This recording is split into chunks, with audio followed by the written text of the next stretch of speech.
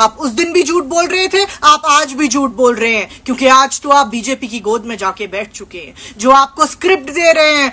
तोही वना कश्रियो बायो म्यान्यो हिटलरस पृथुक से कितकन जूनो जंग ते मुनक प्रोपेगेंडा। क्या आपने उसमें यह नहीं कहा था कि बीजेपी ने इस रियासत को धोखा दिया? क्या आपने ये नहीं कहा था कि बीजेपी एक बहुत डेंजरस तंजीम है जो हमारी शिनाख्त खत्म करना चाहती है? क्या आपने ये नहीं कहा था कि हमें तमाम दरवाजे बंद कर देने चाहिए बीजेपी के लिए, क्योंकि उनके नफेरियस डिजाइन्स हैं, प्लान्स उनके बहुत खतरनाक हैं, जहरीले हैं?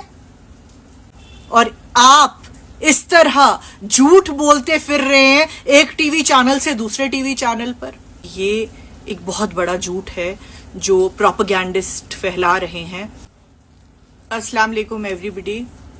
आज बात करना चाहूंगी करंट पॉलिटिकल सिनेरियो के बारे में।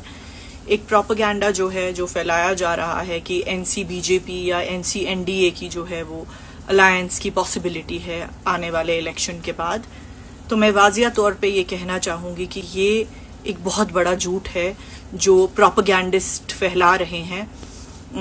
2014 की जो ये देवेंद्र सिंह राणा बात कर रहे हैं कि एनसी इंटरेस्टेड थी बीजेपी में, अरे किस तरह का सफ़ेद झूठ बोल रहे हैं आप मेरे भाई।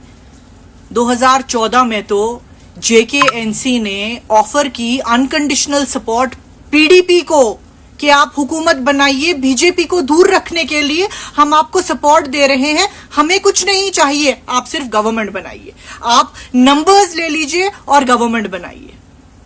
और आप इस तरह झूठ बोलते फिर रहे हैं एक टीवी चैनल से दूसरे टीवी चैनल पर। लेकिन खैर कोई नहीं, मैं जानती हूं कि आप उस प्रोपेगेंडा का, डिवाइड एंड रूल पॉलिसी का एक हिस्सा बन चुके हैं। क्या 2017 के जेकेएनसी डेलीगेट कन्वेंशन जो अक्टूबर में हुआ था, क्या आपने उसमें यह नहीं कहा था कि बीजेपी ने इस रियासत को धोखा दिया?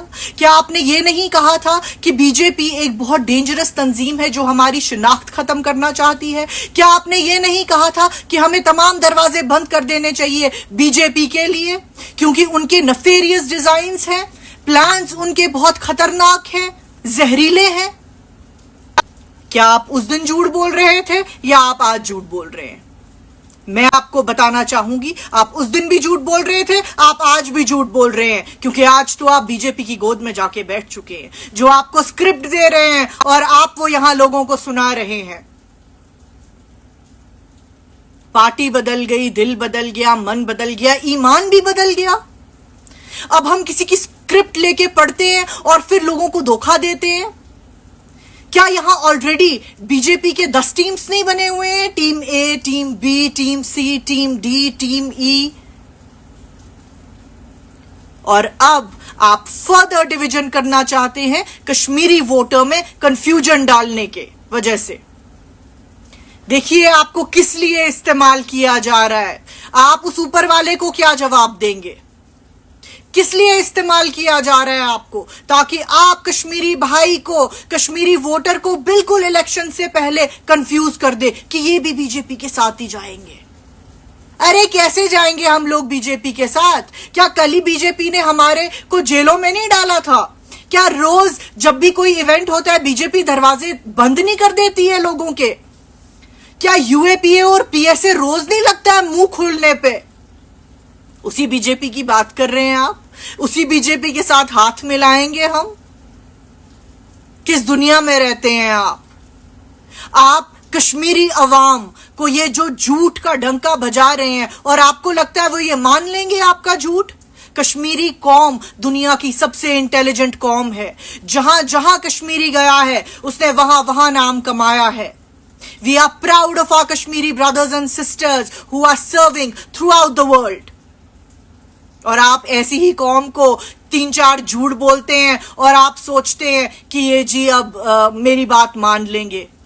यहां पे इतने टीम्स क्यों बने हैं बीजेपी के? जम्मू में क्यों नहीं कोई टीम बना है? Divide and rule, British policy हम पे रोज इंप्लीमेंट की जाती है। अब एक तंजीम बची थी, उस पे भी आप इस तरह के जो है छींटे वो डाल रहे हैं। लेकिन जब हम किसी के ऊपर छींटे डालने की कोशिश करते हैं तो गंदगी में हम खुद फंस जाते हैं, क्योंकि अल्लाह जो है वो सब कुछ देख रहा होता है, साथ वो सच्चाई का ही देता है। हिटलर से पूछा गया, हिटलरस पृथुक से कितकन जूनो जंग ते वो नख प्रोपेगेंडा। वही प्रोपेगेंडा ये लोग करते आ रहे हैं सालों से, सदियों से, और इसको हमें फाइट करना है। हमें आपस में नहीं लड़ना है। ये एक पॉलिटिकल पार्टी का नुकसान नहीं होगा, ये हमारी कौम का नुकसान होगा, जिनका तशख्खुस, जिनकी शनाख्त, जिनकी आइडेंटिटी छीनी गई उनकी मर्जी के बगैर, और बाद में उन्हें बोला गया कि ये आपकी भलाई के लिए हो रहा है। हमारा मुंह बंद कर दिया गया और उसके बाद बोला गया कि जो कर रहे हैं आपकी भलाई के लिए कर रहे हैं।